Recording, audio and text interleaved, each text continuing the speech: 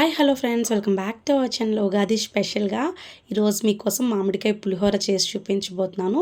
దీనికోసం ఒక మామిడికాయని తురుముకొని కానీ మిక్సీ పట్టుకొని కానీ ఉంచుకోవాలి. ఇప్పుడు ఒక మిక్సీ గిన్నె తీసుకొని రైస్ శుభ్రంగా కడుక్కోవాలి. ఒక కప్పు తీసుకొని దానికి 2 కప్పులు వాటర్ వేసుకోవాలి. అలాగే దానిలోకి 1 టేబుల్ స్పూన్ ఆయిల్ వేసుకుంటున్నాను. 1 టేబుల్ స్పూన్ సాల్ట్ కూడా వేసేసుకొని మూత పెట్టుకోవాలండి. దీన్ని స్టవ్ మీద పెట్టి ఒక 3 విజిల్స్ రానివ్వాలి.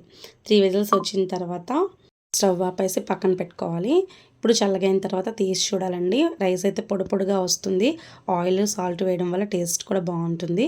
దీన్ని ఇలా కొంచెం చల్లార్చుకోవాలి. మొత్తాన్ని కలుపుకొని దీన్ని ఒక సైడ్ని పెట్టేసుకోవాలండి. ఇంకొద్దిగా చల్లగా అయినంత వరకు. ఇలా చల్లగా ఉంటే పొడి పొడిగా వస్తుంది రైస్.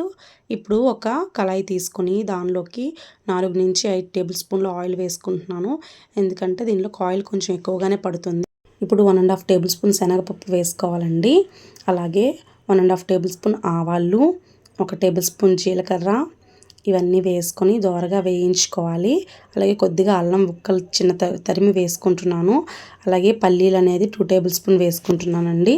ఇవన్నిటిని మనం మీడియం ఫ్లేమ్లో పెట్టుకొని వేపుకోవాలి. 4 పచ్చిమిర్చి, 2 ఎండుమిర్చి చీలికలుగా చేసి వేసేసుకోవాలి. వీటిని కూడా దోరగా ఫ్రై చేసుకొని కొద్దిగా సాల్ట్ వేసుకోవాలండి.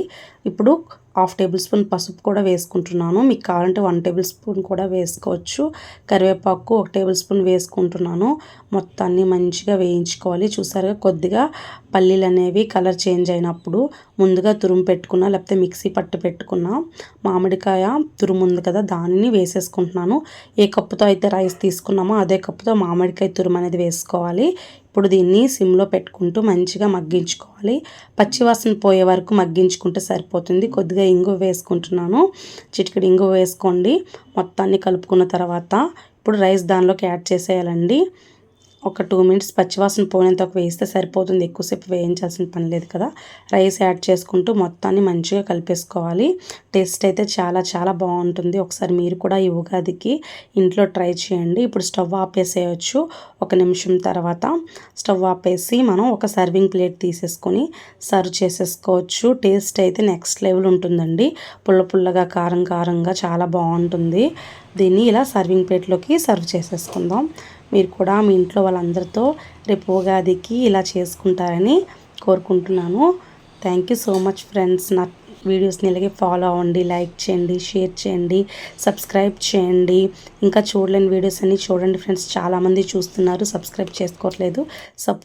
సపోర్ట్ చేయండి friends. Thank you so much for watching our videos. Thank you.